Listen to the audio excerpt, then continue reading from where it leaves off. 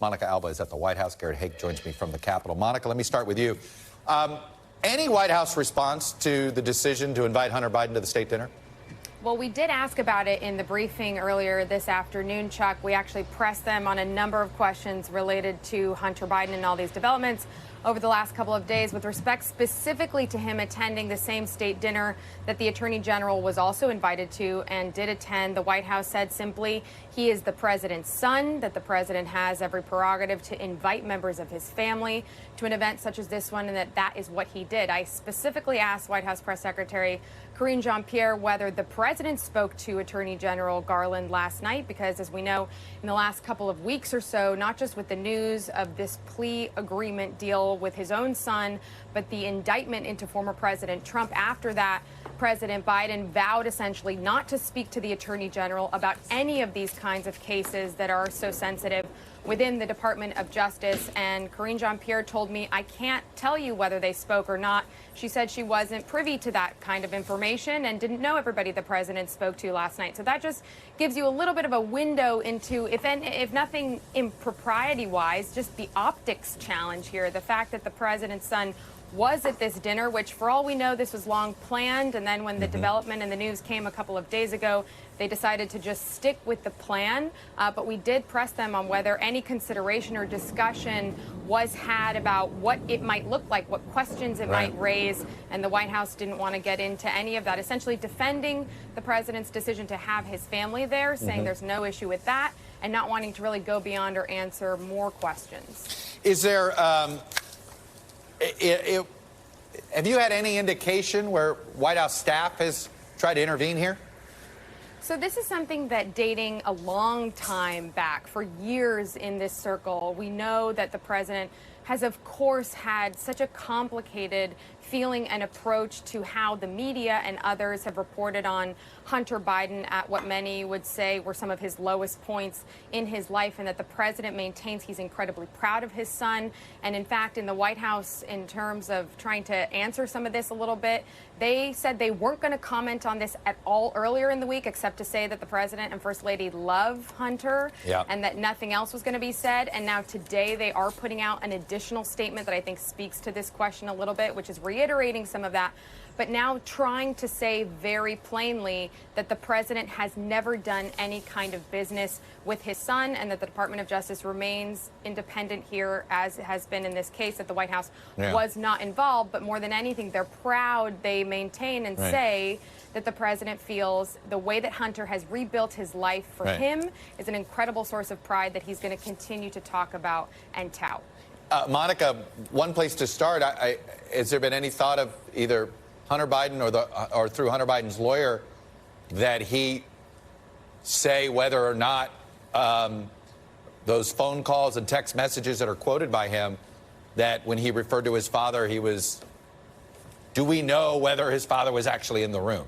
No, and I asked Karine Jean-Pierre that exact question as well. I said, can you state definitively whether on July 30th, 2017, that text message you're referring to that was referred to by the IRS whistleblower, again, somebody under sworn testimony, a former government official who is alleging this, whether she could speak to that in the White House. And specifically, Karine Jean-Pierre told me, I have not spoken to the president about that. I asked her, do you plan to? Can you get us that answer? And she said, Chuck, no, I don't plan to speak to him about this, and I don't plan to address this from the podium. And that's why you're having other folks in the White House, like from Oversight and Investigations, having to address this from a different way, but certainly not on camera and not at the podium, which in many ways creates more questions about this issue.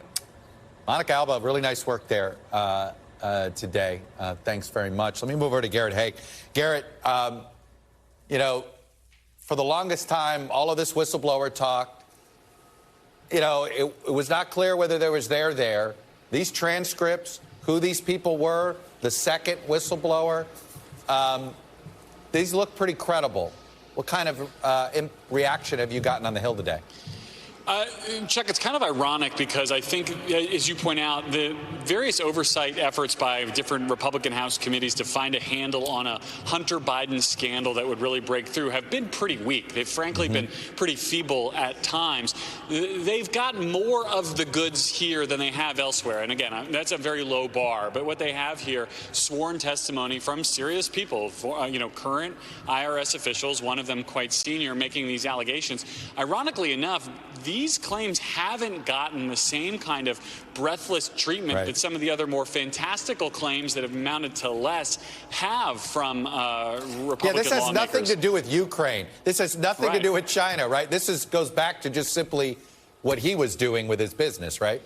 Right. I mean, there's good old-fashioned business malfeasance in here, basically paying for flights for prostitutes and writing them off as business expenses. And I mean, there's a lot in here, and it hasn't quite landed. Maybe it's the sort of less sexy packaging of a whistleblower's testimony from a Ways and Means committee. This is not the committee where Republicans had basically bet the farm, on oversight or on judiciary or on the newly formed weaponization committee, which has basically whiffed on everything that it's approached here. They would be the one to find something that kind of like shakes the Biden foundation in some significant way. This, I don't know that it does that, but it comes much closer. Now, also, Chuck, it's worth pointing out that the House is finishing up a 7-week run in session. Working 7 weeks in a row is pretty normal for most Americans, but for the House, it's pretty unusual. They left town this morning. There may not just be a lot of wind left in the sails to really engage on this right now. We'll see if that's different when they come back potentially rejuvenated from their holiday break. Very quickly, impeachment, expungement? Is this just a manufactured resolution? Because there's nothing in law about it. Yeah, the short answer is basically yes. I mean, we've looked into this. Our in-house historian, Kyle Stewart, kind of poked around on this.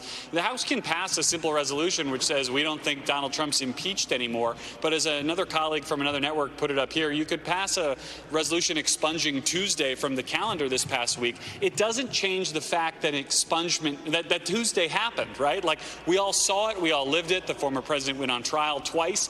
Those things occurred. And when Kevin McCarthy was asked about this earlier, his answer was very thin. He tried to pivot to saying, John Durham's report indicated that this impeachment should have never happened. Listen to what he told me when I kind of tried to press him on that.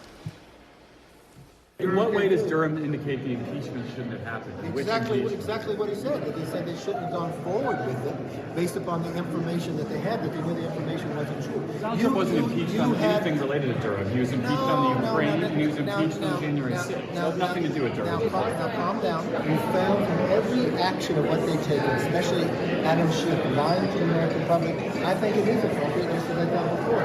You should expunge this because the position is on the So, Chuck, this effort to conflate Durham, which has to do with the beginning of the Russia investigation, which with either impeachment, which have nothing to do with the Russia investigations, is just, I think, an indication that this is another attempt by some House Republicans to just muddy the waters around defending Donald Trump by any means necessary. Garrett Haake, quite a busy week, particularly with the House Republicans. It always is. It always is, isn't it? Garrett, thank you very much. Thanks for watching our YouTube channel. Follow today's top stories and breaking news by downloading the NBC News app.